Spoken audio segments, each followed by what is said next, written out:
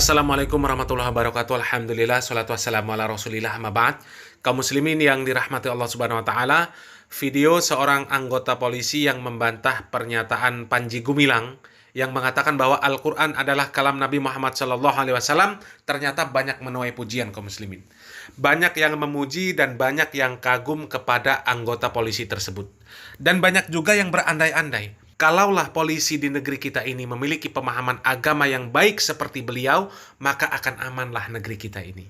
Hukum akan berjalan sebagaimana mestinya. Tidak seperti yang banyak dikeluhkan oleh masyarakat selama ini. Bahwasanya selama ini hukum itu hanya tajam ke bawah, tumpul ke atas. Artinya hukum itu hanya berlaku sebagaimana mestinya ketika menimpa orang-orang yang lemah. Akan tetapi ketika ada orang-orang yang kuat, maka hukum tersebut tumpul. Memang segala urusan itu kaum muslimin, kalau dijalankan sesuai dengan syariat Islam, maka pasti dia akan membuahkan hasil yang baik. Dan sebaliknya, kalau dijalankan tidak sesuai dengan syariat Islam, maka tidak akan mendatangkan kecuali itu sebuah kerusakan. Dan itu sebuah kepastian. Sebuah kepastian.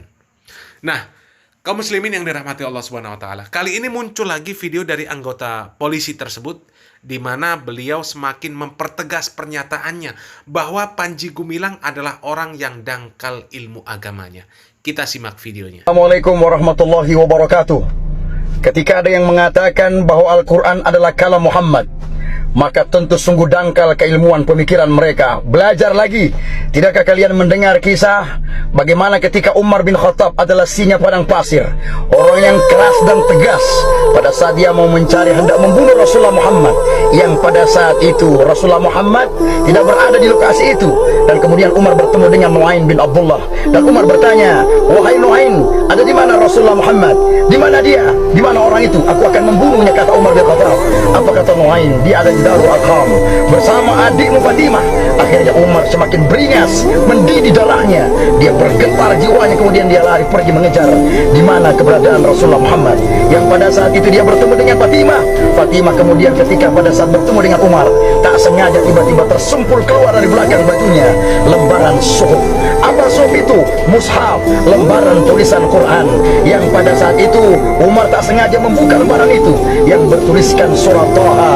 Taha, ma anzalna alaikal Qur'ana litasqa illa tazkiratan liman yakhsha. Taha adalah kalam Allah, adalah bahasa Allah. Al-Quran adalah kalam Allah, bukan perkataan Muhammad. Taha, ma anzalna alaikal Qur'ana litasqa illa tazkiratan liman yakhsha.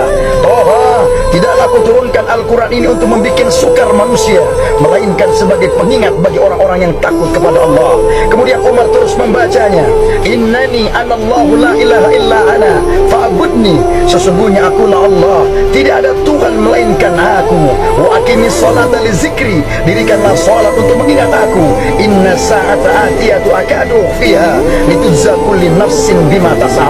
Sesungguhnya kiamat itu pasti akan datang, dan sengaja waktunya kami tidak beritahukan kepada kalian semua, dan pada saat itu kami akan balas kepada kalian semua tentang semua apa yang kalian kerjakan di kehidupan dunia. Nah, kalau seandainya Al-Quran adalah kalam Muhammad, maka tidaklah mungkin sedemikian sempurnanya kalimat ini. Maka pada saat itu Umar membacanya, bergetar, mendidih, dia meneteskan air mata, mengatakan, tidak pantas orang yang menyebarkan pesan ini dimusuhi, tidak pantas orang yang menyebarkan kalamullah ini kita tentang. Maka bergetar akhirnya Umar cinta, dan dia pun masuk ke dalam agama Islam. Disinilah makna Al-Quran adalah kalamullah, bahwa Al-Quran bukanlah perkataan Nabi kita Sayyidina Muhammad SAW. Sehingga inilah menjadi referensi bagi orang-orang yang belum tahu.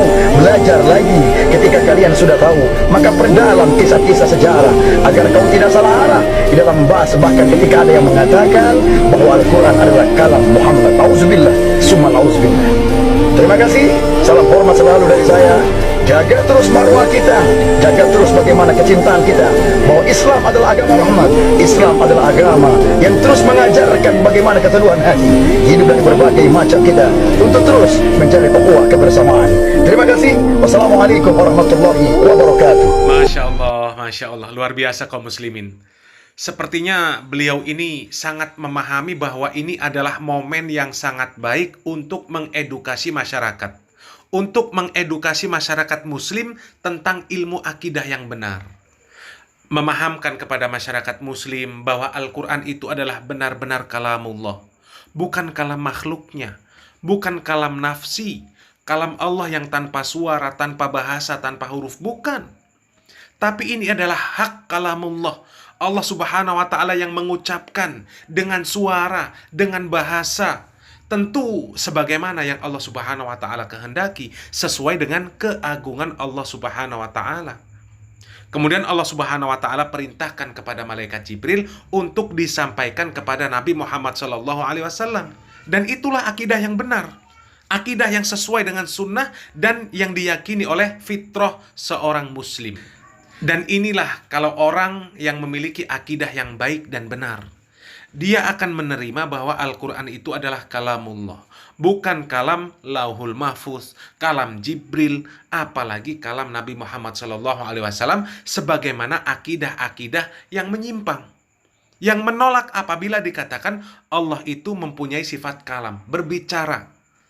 Padahal begitu banyak dalil-dalil yang mengatakan bahwa Allah Subhanahu wa Ta'ala memiliki sifat kalam, memiliki sifat berbicara. Dan sifat kalam itu merupakan kesempurnaan sifat Allah Subhanahu wa Ta'ala. Allah Subhanahu wa Ta'ala Maha Kuasa untuk berbicara kepada siapa saja yang Allah Subhanahu wa Ta'ala kehendaki. Allah Subhanahu wa Ta'ala sendiri mengatakan di dalam Al-Quran, surat Al-Baqarah ayat 253, Tilkar rusulu faddalna ba'dahum ala ba'dim minhum man kallamallah wa rafa'a ba'dahum darajat. Rasul-rasul itu kami lebihkan sebagian dari mereka atas sebagian yang lain. Di antara mereka ada yang Allah Subhanahu wa Ta'ala berkata-kata langsung dengan dia. Dan sebagiannya lagi Allah Subhanahu wa Ta'ala meninggikan derajatnya beberapa derajat. Ini bukti jelas bahwa Allah Subhanahu wa Ta'ala memiliki sifat kalam. Allah Subhanahu wa Ta'ala berbicara kepada siapa yang Allah Subhanahu wa Ta'ala kehendaki di antara para nabi. Salah satunya Nabi Musa alaihissalam, yang beliau mendapatkan gelar sebagai kalimullah. Dengan sebab Nabi Musa adalah orang yang Allah Subhanahu wa Ta'ala ajak berbicara langsung. Allah mengatakan di dalam surat An-Nisa, wa kallamallaha Musa taklima. Dan Allah Subhanahu wa Ta'ala telah berbicara kepada Musa dengan langsung. Langsung. Allah Subhanahu wa Ta'ala berbicara langsung kepada Nabi Musa.